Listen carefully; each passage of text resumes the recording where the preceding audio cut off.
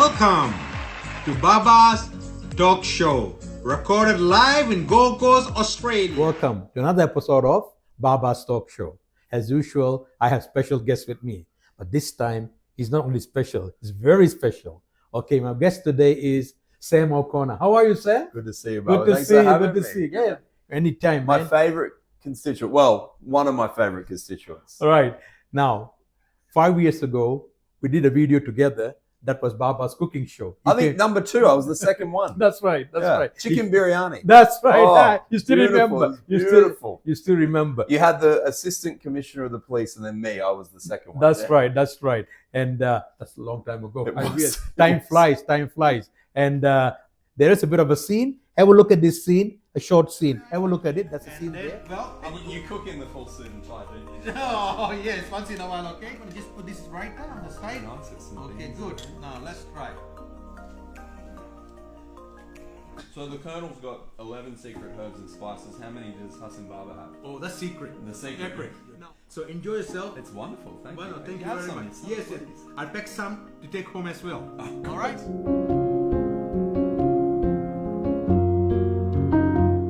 Wow, look how young I look. Yeah. No, I don't think you changed much. You haven't aged, Baba. You look exactly the same. I got more grey hair. All right. Okay. Well. Now, recently, a couple of months ago, Sam has been appointed as the Minister of Housing, Public Works, and the Minister for Youth. Congratulations. Thank you Well very done. much. Well Yes. done. And you deserve this portfolio. Oh, right? Thank you. All right. Now, Sam, my first question is, my audience would like to be enlightened. Mhm. What are the responsibilities of this portfolio? Like the Minister of Housing, the Public Works, and Youth.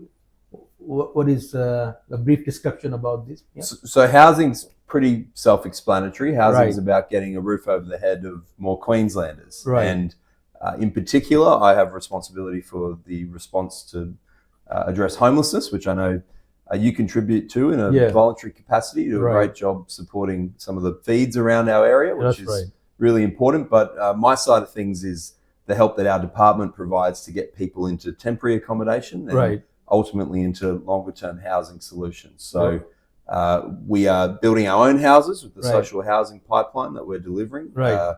We're supporting community housing providers, and that's Right. one of the big areas for change that we see. Right. And we have all the other rental reforms and all the laws around that we're rolling out as well. So Okay. that's the housing side of things. Public Works is basically I'm the building minister. So all Right. the building regulations and rules fall under me, Right. which is obviously fairly related to housing, but Right.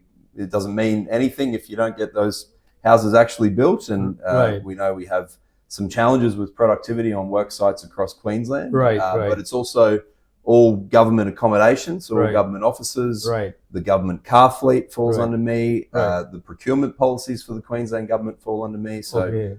there's all those different things. And then youth is basically youth advocacy and engaging our government with young Queenslanders. Right. But it also has nighttime economy attached to it, which Okay. we have a nighttime economy commissioner. So Okay.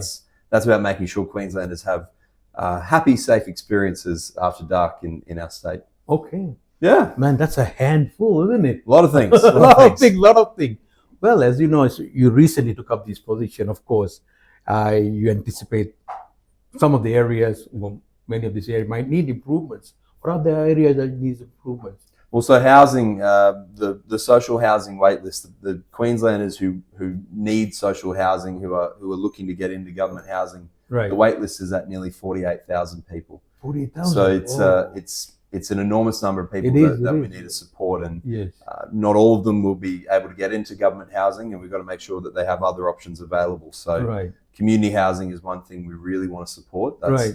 That's a part of the housing mix which is nowhere near where it should be in Queensland. It's Oh, only right. about 16% of the properties that we manage are run by community housing providers. So Right. we see a lot of opportunity to increase that. Okay. Getting productivity back on our building sites Right. is really important. Right. It's taking longer and costing more to build anything in Queensland. That's So right. we need to make sure that workers are well paid and that they're safe, but Right. that our job sites are productive. So we're actually getting things done. So you already have some sort of a plan and solution for it? Yes. So in terms of the productivity, Yes. we're setting up very boring sounding thing, but it's called a productivity commission. So it's going to be an independent body that will sit under the treasurer, and the treasurer will give them challenges that our state's facing, and they'll put together solutions on how we can resolve them. And the first one that we're going to give them once that law is passed in February is a review of the building and construction sector. Right. So we really need to know what the policy settings are in place to fix that, so we can get things built quicker and at more reasonable prices. We're going to get a master agreement with all the community housing providers, so all those not-for-profit companies generally who operate housing in Queensland for particularly vulnerable Queenslanders. We're going to have a master agreement locked in with them in the first half of the new year. We're working to make sure that the pipeline of housing is secure. So the few things weren't properly funded that we found when we came in. So we need to figure out a way to figure that out and to get those properties built. It sounds like you need a huge budget, isn't it? Oh, it's never ending. We need to make sure that those services are rolled out, and there's a lot going into the homelessness response at the moment. And even little things like we're not tasked as the lead agency for the homelessness response. We don't have one of those in Queensland. So that's something we need to resolve. There's a lot of challenges, but a lot of opportunities, and we need to make sure we get this right. It's never been harder to have somewhere to live in Queensland, and I'm hopeful to play a key role in fixing that. Good. And I really hope you do so, because this issue has been there for many, many years now, and dragging on. Hopefully with your planning and proper planning and solution that you have, hopefully we can at least make some improvement in that area. And it's not only government. Like I said, those community housing providers, I really, really see an opportunity there. They've been building a lot more houses in other states compared to Queensland. So if we can get the right policy settings in place, then they can do a lot of the heavy lifting, and they can be the ones that deliver the housing we need to see. Good. And what about the youth? Well, I'm more concerned about the youth. I've got a few grey hairs coming through now, Bubba, but I'm the youngest cabinet minister. In my early 30s, I'm very honoured to be in this role, and I try to take that perspective to every discussion we have, and to make sure that young Queenslanders have a voice, and that the issues that matter to them are on the agenda. And that's why the Premier put it with housing, because housing is probably the biggest issue facing young Queenslanders, whether that's in finding a rental or looking if they're looking to buy their own property. So we've already made some changes around that. So last weekend, actually, we announced if you are a first home buyer and you receive the tax incentives and the grants, then you can rent out a bedroom without having any penalties. You used to have to pay back those incentives that you got. So we've removed that restriction. But some of the other issues, my former role was as Shadow Environment Minister. I've been a strong advocate for us to take action on climate change and to reduce our carbon emissions. That's another one that young people keep raising with me. So I'll keep doing that, and I'm very privileged to be in this position. True, because you can see the youngsters, the numbers are increasing. And especially the Gold Coast, very vibrant young city. And we have to look after them, definitely. And I'm glad that you're coming up with all these policies and proposals, and you start off. And we need to give them faith in government. Oh yes, definitely. They play a major role in our economy, I think. And of course, and even just little things like showing them around Parliament House. Like I've had you at Parliament House before. I know that you're too young of a Queenslander, but just engaging them with our system of government and showing them why our system of government's important and why we should be part of it and engage. True. I've seen that through your Facebook, and some of the youngsters, they do take part in the tour with you. You organize some dinners for them as well. You've had a few dinners. Yeah, I did. I always seem to run into you in the dining room up there. With all. And of course, Sam, it's all good, but definitely you'll be facing some sort of, it's not that easy said and done, isn't it? Oh, no. Not at all. So if these things were easy, they'd be fixed. So we've got enormous challenges, but we set out an agenda that was different to what was happening in Queensland, and that's what we're delivering. So that's what I'll be focused on, making sure we get those policy settings right that I've just outlined, and I think that's the way to drive change. Yes. Naturally, you will have some challenges from the opposition party as well. Oh, that too. So how do you encounter these issues? I mean, do you sit down and talk with them privately, or how does it work? Oh, look, not quite. It doesn't quite work as neatly as that. It would depend. Legislation, that might be something that happens in terms of always we'll be briefing them and making sure that they're informed of the changes. But in terms of the business of governing, my focus right now is a lot of the stakeholder groups. I'm meeting as many people as possible to get their ideas and to take action on the things that they've been raising for many years without having an outcome. So that's what I'm really focused on for now.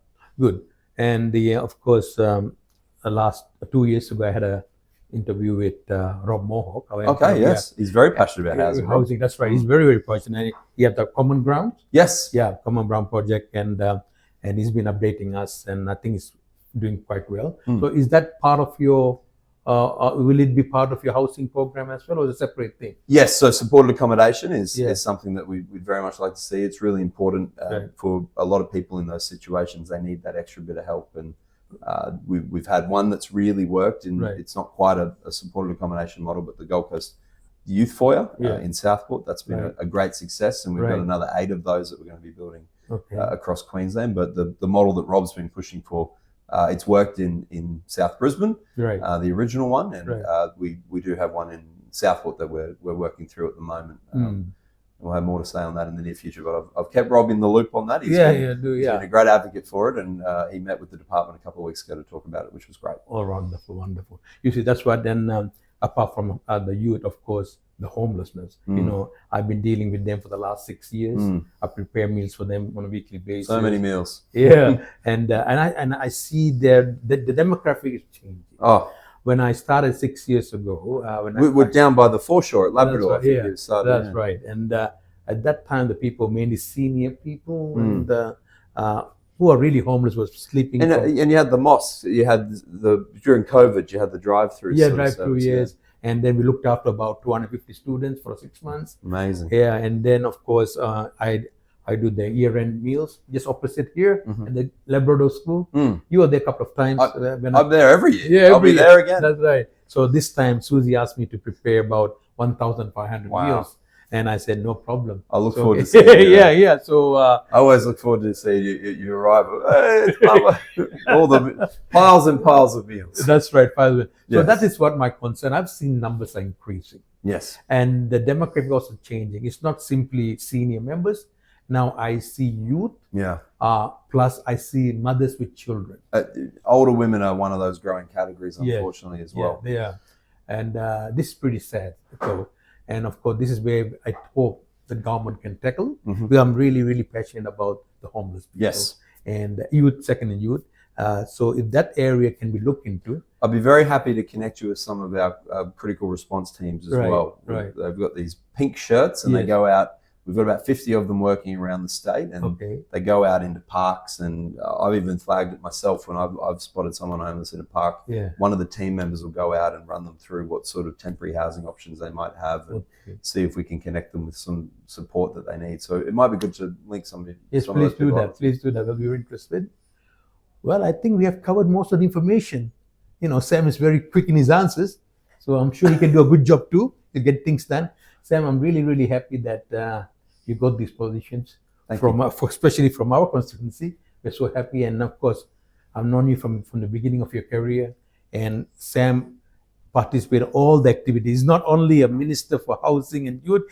He's more or less like minister for multicultural activities. I see him in every multicultural, like Diwalis, Eids, all the activities. That's good. That's and people know him very well. And because I deal with all the multicultural communities, and they know who Sam is. So that's pretty good. You've done a good job. Oh, thank you. And you built up a good following, and I'm really pleased with that. And I hope how many? Every 2 years, right? We have our election. 4 years. Every 4 years. I'm sure. Yeah, sorry about that. That's every right. 4 years. Yeah. So hopefully by the 4th year, most of the things which you have planned out can be. Oh, I hope so. We can come back and talk then and see how we went. Yes. It's a big job, but we're determined. 3.5 years from now, I'll come and have another chat with Sam and see what he has done. The report card. Oh, okay. Right? I look forward to it. Sam, thank you so much. I know you're a very busy man. You took up your time to have a chat with us. I really appreciate. So in appreciation, I would like to present this appreciation award to you. And I'll just read it out. Award of Appreciation presented to Honorable Sam O'Connor, MP, Minister for Housing and Public Works, and Minister for Youth. Thank you so much. Thank you very much. All right. No, I appreciate All it. right. Wish you all the Thank best. you. And the New Year's around the corner. And I have a happy New Year. And I'll see you on Christmas Christmas Day. Day at the lunch. Okay, no problem. Thanks, All right. brother. So thank you. We see you, audience. And if you have any further questions, you can send it over to me. But in the meantime, I wish you all the best. A happy New Year. And then God bless. Thank you so much. See you next time.